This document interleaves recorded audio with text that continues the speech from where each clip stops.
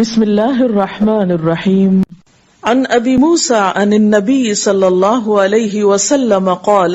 مثل البیت الذی یذکر اللہ فیہ والبیت الذی لا یذکر اللہ فیہ مثل الحی والمیت،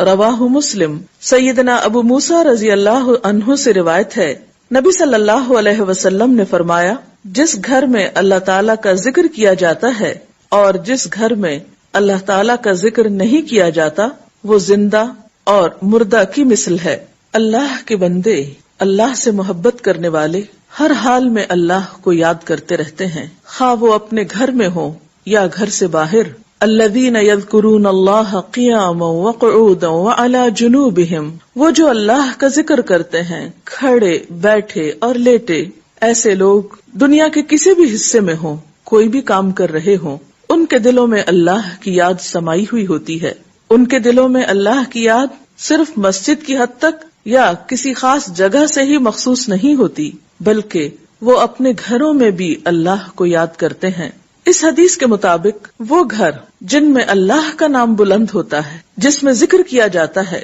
وہ اس شخص کی طرح ہے جو زندہ ہو۔ اس کی مثال ایک زندہ انسان کی سی ہے۔ اس کے برعکس وہ گھر جس میں اللہ کا نام نہ لیا جاتا ہو، اللہ کا ذکر بلند نہ ہوتا ہو، اس گھر کی مثال ایک مردہ کی سی ہے۔ اور آپ سب جانتے ہیں کہ زندہ اور مردہ برابر نہیں ہوا کرتے۔ لا يستوي الاحیاء ولا الاموات، زندہ اور مردہ برابر نہیں، دونوں میں بہت بڑا فرق ہے۔ اسی طرح ان دو گھروں میں بھی بہت فرق ہے، جن میں سے ایک میں اللہ کی یاد بلند ہو، اللہ کا نام بلند ہو، اور دوسرے وہ جس میں اللہ تعالیٰ کو یاد کرنے والا کوئی نہ ہو۔ قرآن پاک میں اللہ سبحانہ وتعالیٰ کو یاد کرنے والوں کی صفت یہ بتائی گئی ہے کہ رجال لا تلہیہم تجارت ولا بیع عن ذکر اللہ، وہ ایسے لوگ ہیں جنہیں تجارت اور خرید و فروخت اللہ کی یاد سے غافل نہیں کرتی، یعنی عین دنیا کے اندر رہتے ہوئے بھی وہ اللہ کو یاد کرتے رہتے ہیں۔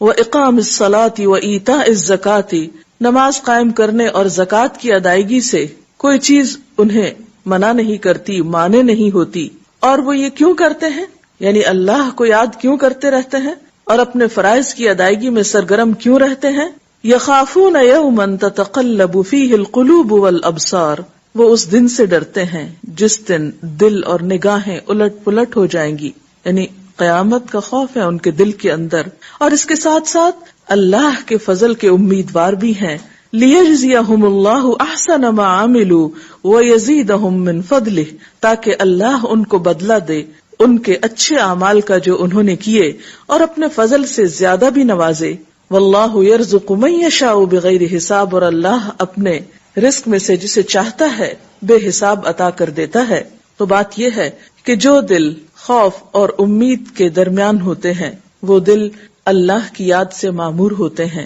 اور جن لوگوں کے دل اللہ کی یاد سے معمور ہوتے ہیں ان کے گھر بھی اللہ کی یاد سے معمور ہوتے ہیں۔ عام طور پر گھروں میں دو طرح سے ذکر ہوتا ہے، ایک انفرادی ذکر اور ایک اجتماعی ذکر۔ انفرادی ذکر میں نماز پڑھنا، قرآن کی تلاوت، اور اسی طرح چلتے پھرتے، اٹھتے بیٹھتے، گھر کے کام کاج کرتے، لیٹتے جاگتے، چلتے پھرتے اللہ کو یاد کرتے رہنا، خصوصاً وہ مسنون اذکار جو رسول اللہ صلی اللہ علیہ وسلم سے وارد ہیں۔ اور دوسری قسم اجتماعی ذکر کی ہے کہ کسی ایک گھر میں مختلف لوگ جمع ہو کر یا اہل خانہ ہی جمع ہو کر اکٹھے بیٹھ کر اللہ کو یاد کریں۔ اور اس سے مراد کسی خاص قسم کا وظیفے کا ورد ہی نہیں، بلکہ اللہ تعالیٰ کی یاد کے مختلف طریقے ہو سکتے ہیں۔ اللہ تعالیٰ کی معرفت حاصل کرنے، علم سیکھنے اور جاننے کے جو حلقات ہیں وہ بھی اللہ ہی کے ذکر اور اللہ ہی کی یاد کی طرف انسان کو راغب کرتے ہیں۔ قرآن پاک میں خاص طور پر ازواج مطہرات کو یہ حکم دیا گیا، وَاذْكُرْنَ مَا يُتْلَى فِي بُيُوتِكُنَّ مِنْ آيَاتِ اللَّهِ وَالْحِكْمَةِ، اور ذکر کرتی رہو، یاد کرتی رہو جو تمہارے گھروں میں پڑھی جاتی ہیں اللہ کی آیات اور حکمت کی باتیں۔ یعنی ازواج مطہرات رسول اللہ صلی اللہ علیہ وسلم کے گھر میں قرآن پاک اور حکمت کی باتوں کا ذکر کریں، یعنی انہیں آپس میں بھی سیکھیں، سکھائیں اور دوسروں کو سکھانے کا بھی انتظام فرمائیں۔ تو گویا ذکر کی مجالس سے مراد تسبیحات وغیرہ کرنا بھی ہو سکتا ہے، اور علم کی مجالس بھی ہیں، اور خصوصاً ایسے علم کی مجالس جن کے ذریعے انسان کے ایمان میں اضافہ ہو، اللہ تعالیٰ سے تعلق مضبوط ہو۔ قرآن پاک میں اللہ تعالیٰ نے اہل ایمان کو خصوصی طور پر تنبیہ فرمائی، تلقین فرمائی، یا ایھا الذین آمنوا لا تلہکم اموالکم واولادکم عن ذکر اللہ،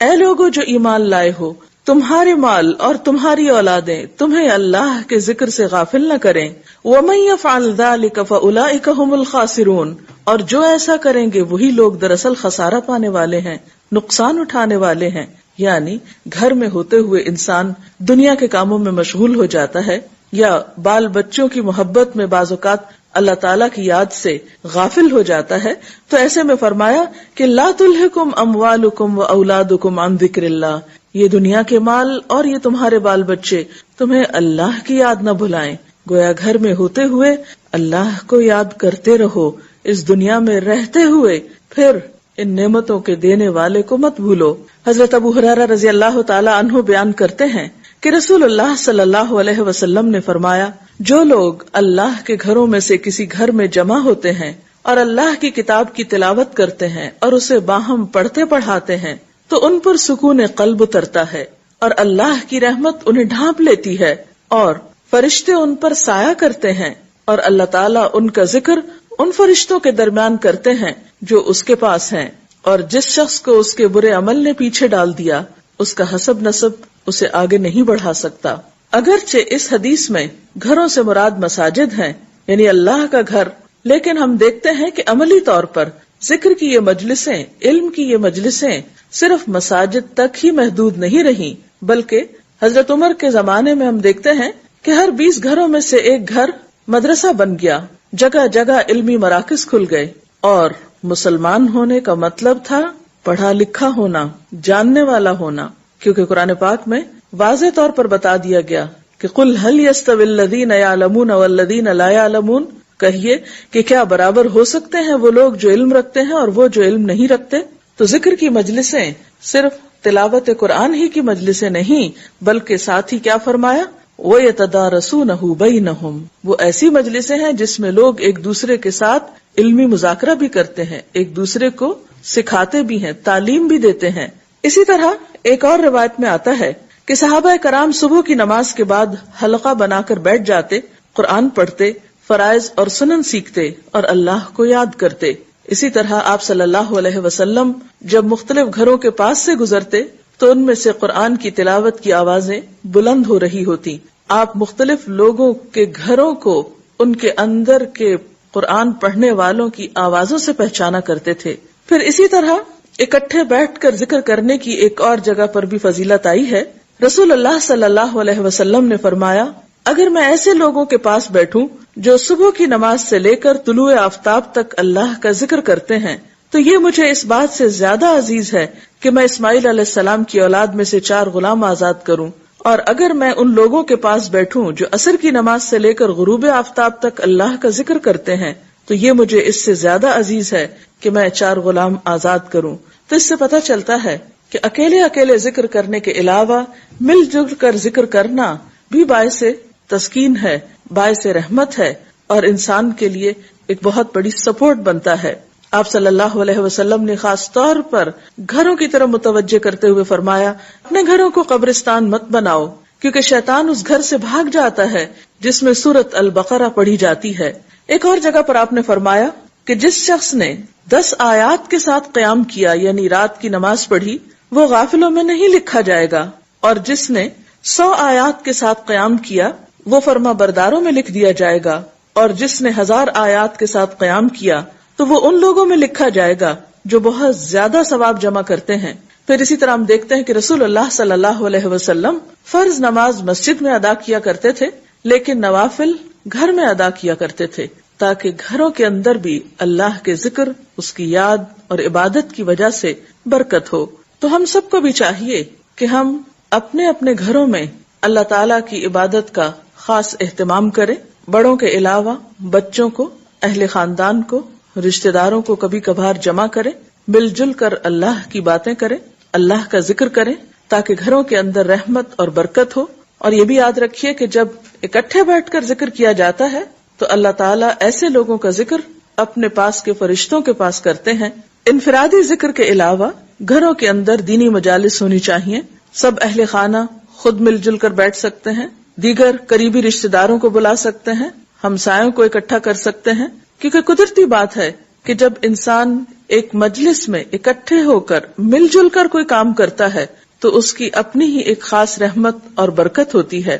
تو اللہ تعالیٰ سے دعا ہے کہ وہ اپنی یاد سے ہمارے دلوں کو آباد رکھے. اس سلسلے میں اگر آپ کے ذہن میں کوئی سوال ہے تو آپ کر سکتے ہیں. جیسے کہ ابھی آپ نے فرمایا کہ قرآن پاک میں ازواج مطہرات کو اس بات کا حکم دیا گیا تھا کہ وہ اپنے گھروں میں قرآن اور حکمت کی تعلیم کا بندوبست کریں. آپ کیا سمجھتی ہیں کہ ہمارے معاشرے میں ایک جو گھریلو خاتون ہے جس کے پاس اپنے گھر کے کام کاج کے بعد فارغ وقت بہت سارا بچتا ہے، اور جیسے کہ ہم سب بخوبی جانتے ہیں کہ اس فارغ وقت کو استعمال کرنے کے لیے مختلف قسم کی ایکٹیویٹیز خواتین کرتی ہیں، تو اس حدیث کے حوالے سے آپ کیا سمجھتی ہیں کہ اس فارغ وقت کا ایک بہترین استعمال کیسے ہو سکتا ہے؟ آپ نے ایک اہم پہلو کی طرف توجہ مبذول کرائی ہے. ہم دیکھتے ہیں کہ خواتین کا ایک بڑا وقت گھروں پر گزرتا ہے، یا گھر کی مالک جو ہے وہ خاتون ہی شمار ہوتی ہے. تو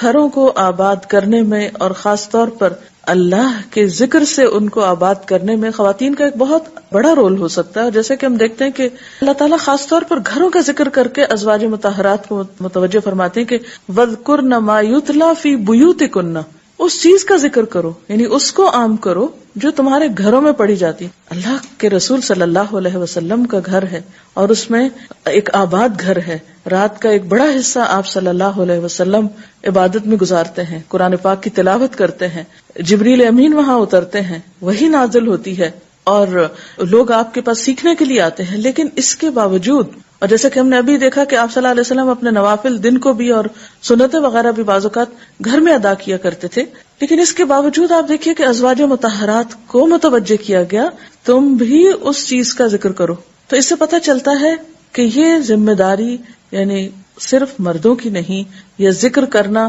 صرف مردوں کا کام نہیں، بلکہ عورتوں پر بھی ایکولی اس بات کی رسپانسبلٹی، اور خصوصاً گھروں کے اعتبار سے کہ وہ اپنے گھر کو صرف اچھے فرنیچر سے ہی ڈیکوریٹ نہیں کریں، وہ گھر کو صرف اچھے کھانوں سے ہی معمور نہیں کریں، بلکہ اس کے برعکس جہاں دنیاوی چیزوں کا وہ خیال رکھتی ہیں وہاں وہ اس بات کو بھی میک شور کریں، اس بات کی بھی یقین دہانی کرائیں کہ ان کے گھر اللہ کی یاد سے آباد ہیں. کیونکہ حدیث بہت واضح ہے کہ جس گھر میں اللہ کی یاد نہیں ہے وہ گھر ایک مردہ گھر ہے، الٹا ہوا ویران گھر ہے. اور واقعی بعض اوقات ایسا محسوس ہوتا ہے کچھ گھروں میں ایک وحشت سی ہوتی ہے، ایک بے سکونی کی سی کیفیت ہوتی ہے، ایک اداسی کی سی کیفیت ہوتی ہے، اور اس کی ایک بڑی وجہ اللہ کی یاد کا نہ ہونا ہے. کیونکہ یہ ساری کائنات، اس کی ہر ایک چیز اللہ کا ذکر کرتی ہے. قرآن پاک میں آتا ہے وَإِن مِّن شَيْءٍ إِلَّا يُسَبِّحُ بِحَمْدِهِ وَلَٰكِن لَّا تَفْقَهُونَ تَسْبِيحَهُمْ، کوئی چیز ایسی نہیں کہ جو اللہ کی تسبیح نہ کرتی ہو مگر تم ان کی تسبیح کو نہیں سمجھتے.